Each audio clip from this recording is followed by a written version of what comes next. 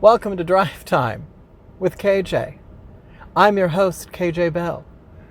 This is the show where I get in my car and I drive around and complain about things. Today, why Sundays are awful.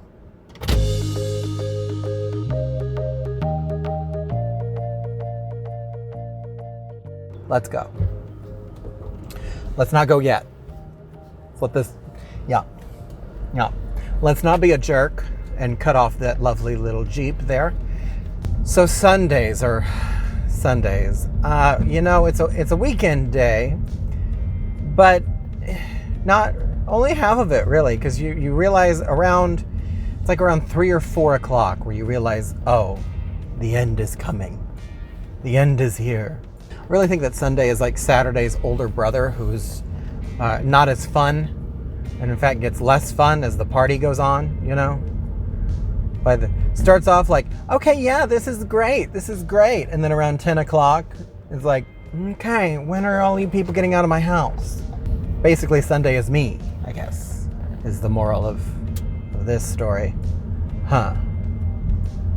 Cue existential crisis.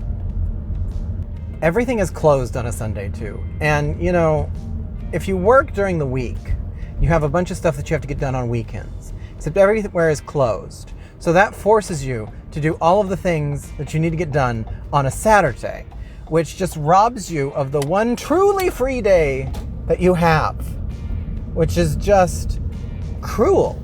It's cruel is what it is, to have everything closed. I mean, I suppose there is the whole, you can rest.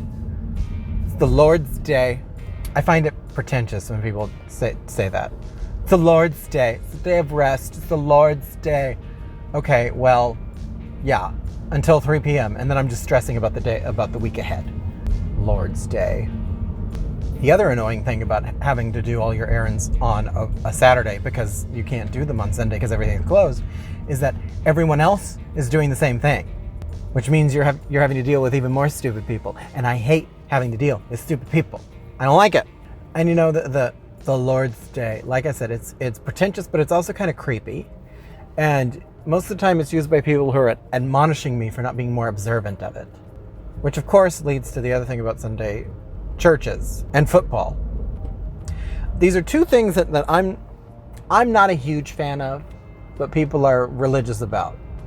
And yes, church and football are both religions. Just ask anybody. And if they tell you no, they're wrong. I cannot go because this person is turning left. So stop honking at me, please, sir. Could they have gone a couple of times before then? Yes. But it is not my fault, you see. That's what I get for driving down Melrose. Churches, I'm one of those all for spirituality people. I don't dislike churches. I think churches are beautiful buildings. Just not a huge fan of the indoctrination that can go on inside of them.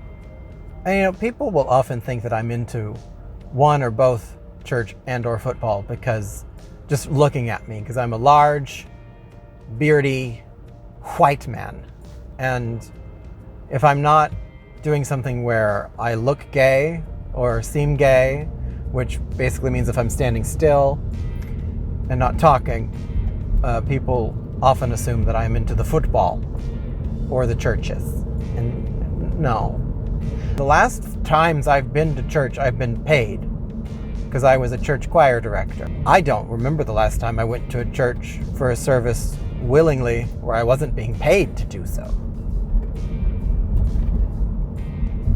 Because there have been other times where I've been in services, but it's always because I'm playing or singing or performing or something. That's interesting. Maybe you could argue, no, because I was performing then too. I was going to say maybe you could count some of those services I went to in Europe, but no, I was performing at those too, so that doesn't count. So I don't remember the last time I willingly went to church to go to church and not just look at the pretty building. But I've sung solo at the Vatican. That's got to make up for something, right? During the Rome Choral Festival. It's real. I did that. That's a thing. I'm an international soloist. And the last time I willingly watched I've never willingly watched a football game. I would occasionally go to the ones in high school, but again, I was usually performing the national anthem with the choir. And the only one that I stayed all the way through for was because I rode with somebody and she decided that she wanted to stay for the whole thing. And if I had not had my iPod, I don't know if I would have survived. Don't know if I would have made it. And you know, I used to watch the Super Bowl on occasion, but I really only for the halftime show and or the commercials, and I would like read during the actual game. So that, I don't think that counts. And now you can just look up the halftime show on YouTube later, and for the commercials you can find one of the 100 articles that are written about the top Super Bowl commercials of the year at every website that does that sort of thing, and you can look at the good ones and not even have to sit through the bad ones. So there's no point in watching the actual game anymore if you don't like the sport. Yeah, churches and football, it's the big things for Sundays, you know, and people have tried to explain the draw of it and how it works to me, and I never understand it. It all seems so complicated, and the uniforms are ugly. I don't like the uniforms. They're gross, and really, it's the people in the audience that can be the most problematic. You know, you get some real bigoted people in there, and they just rub me the wrong way. And football is confusing as well. I do actually kind of like the football uniforms can be fun because the colors can be interesting and nice, unless they're painted on the naked torso of an overweight white man, and then I'd rather not. I'd rather not see that. Thank you. Especially on the Lord's Day. That seems sinful on the Lord's Day, having that much flesh exposed. And you know, Sundays, traffic can get rough in the afternoon depending on where you are, because people are coming back from their weekend getaways to rejoin the daily grind of life.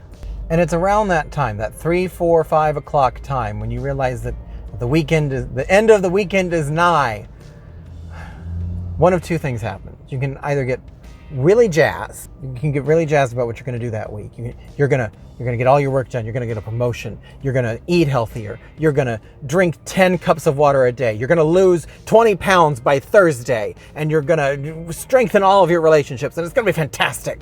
And you'll go to the gym 12 times a day, and you'll volunteer at homeless shelters and adopt foster kittens, and you'll be so productive.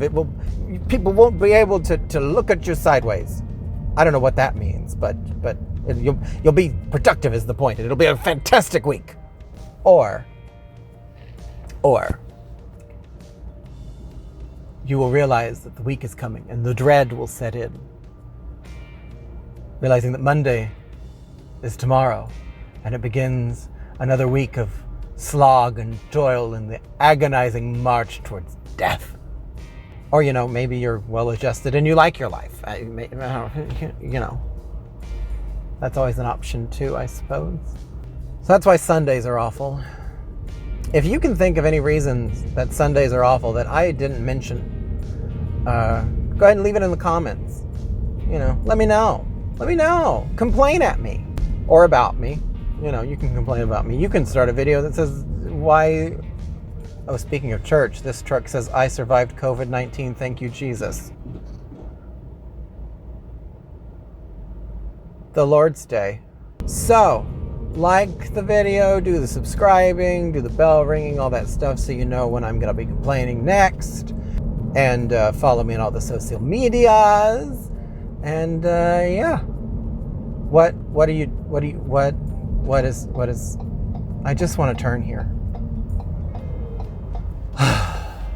May your drive be better than mine.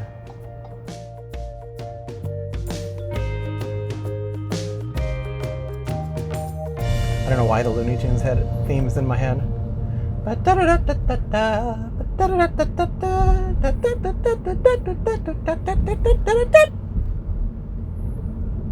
don't think I got all those intervals right. But that's fine.